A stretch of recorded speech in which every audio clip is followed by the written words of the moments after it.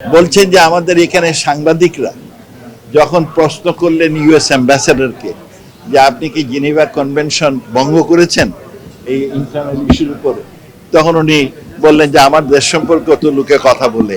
হ্যাঁ, তারা বলছেন তাহলে সাথে সাথে বলা উচিত যে আপনাকে জিজ্ঞেস করেছি জেনেভা কনভেনশনটার 41 আর্টিকেল 41টা ভায়োলেট করেছেন কিনা।